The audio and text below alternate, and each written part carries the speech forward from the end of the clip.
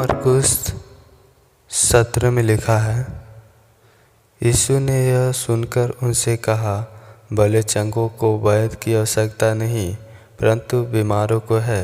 मैं धर्मियों को नहीं, परंतु पापियों को बुलाने आया हूँ। इसमें प्रभु साफ दर्शा रहे हैं, साफ साफ कह रहे हैं, साफ साफ बोल रहे हैं कि मैं पापियों को बुलाने आया हूँ, धर्मियों को नहीं। जो धर्मी है वो तो धर्म में पहले से हैं, मैं पापी लोगों को बुलाने आया हूँ।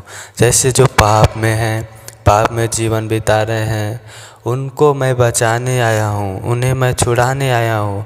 मैं जब अपने पास में बुलाऊंगा तो उन्हें पाप से क्या करूँगा, मैं छुड़ाऊंगा, उन्हें पाप से मुक्ति दूंगा और मैं क्या करूँगा, उन्हें धर्मी बनाऊंगा। इसलिए कह रहा है वचन, पवित्र आत्मा खुद कह रहे हैं, प्रभु यीशु खुद कह रहे हैं, साफ साफ बातों में दर्शा रहे हैं कि मैं धर्मियों को नहीं परंतु पापियों को बुलाने आया हूँ। पापी कौन है? संसार के सारे लोग पापी हैं, कोई ऐसा नहीं है कि पापी नहीं है। सबके सब पापी हैं, सबके सब परमेश्वर के विरोध में पाप किए हैं, परमेश्वर के महिमा से अनजान है, नादान है, रहित हैं, मालूम नहीं है। इसलिए प्रभु कह रहा है कि मैं धर्मियों को नहीं पापियों को बुलाने आया हूँ। प्रभु ने पापियों को बुलाने आया है, किस लिए? प्रभु ने अपने लहू को बहाया है कि हम सारे लोग के पाप के आवजे क्षमा हो जाए और जिन पर विश्वास करे वो नाश न अनंत जीवन पाए। इसलिए प्रभु हम लोग को पाप से मुक्त करने के लिए बुलाने के लिए आया है कि उसके सारे गलती गुनाह अपराध क्षमा हो जाए, वो पाप में न जीवे, अनंत जीवन में जिए और धर्म के काम करे। क्या कर्म ही धर्म है? अच्छा कर्म जो भलाई प्रेम उसके अंदर प्रभु भर देता है, यही तो है। प्रभु क्या करता है? धर्मी बनाता है।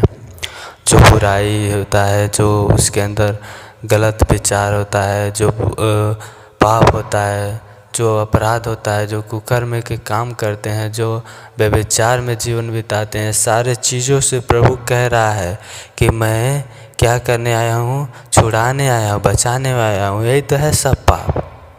असली पाप यही है जो हम सारे मनुष्य नहीं जानते हैं और अनजान है, नादान है और जाने अनजाने में पाप में जीते हैं, पाप में जीवन बिताते हैं। इसलिए प्रभु कह रहा है मैं धर्मियों को नहीं पापियों को बुलाने आया हूँ।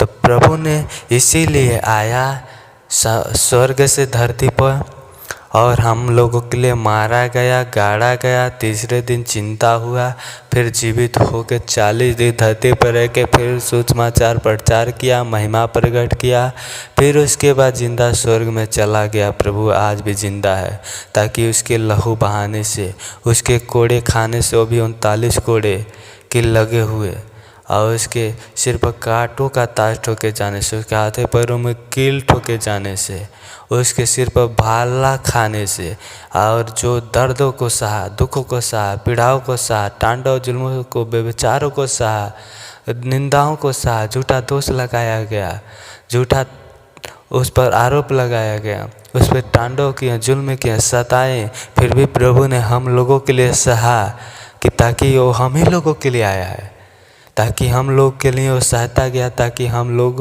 वो जो उस पर विश्वास करके अनंत जीवन को पा लें, ताकि अपने आप को खुद सूली पर चढ़ के बलिदान किया और अपने आप को दे दिया पापों से मुक्त करने के लिए, अपना लहू दे दिया।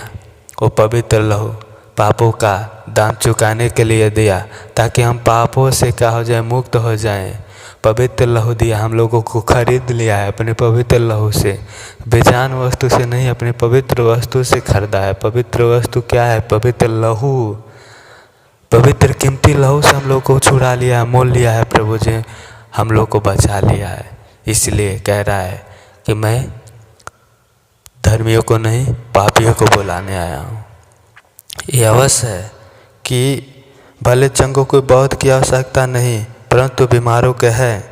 तो जितने बीमार हैं, जितने दुखी हैं, जितने बेसहारा लोग हैं, जिन्हें कोई जीने का आसरा नहीं है, कोई जरिया नहीं है, कोई मंजिल नहीं है, उन लोगों के लिए आया है, बेसहारों के लिए, दुन दुखियों के लिए, बीमारों के लिए आया है प्रभु, कि वो सारे लोग क्या हो जाएं?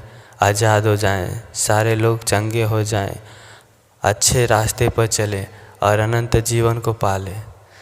सही जीवन जिए, सही जीवन जी के अनंत जीवन का भागीदारी बन जाएं, वो भी धर्मी बन जाए, धर्म के काम करें, वो भी अनंत जीवन के वारिस हो जाएं।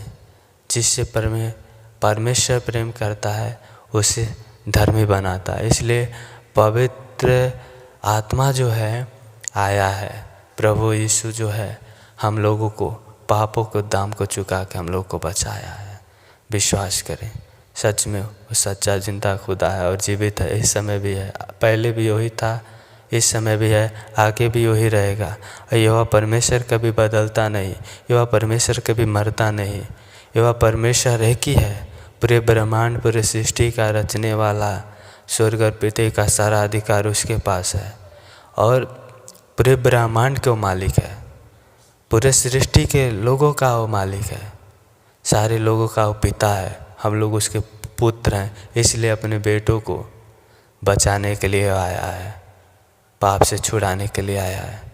विश्वास करें कि प्रभु ने हम ही लोगों के लिए अपने आप को खुद क्रूस के सूली पर चढ़ा और बलिदान हुआ, ताकि जो भी विश्वास करे वो पाप से बच जाए।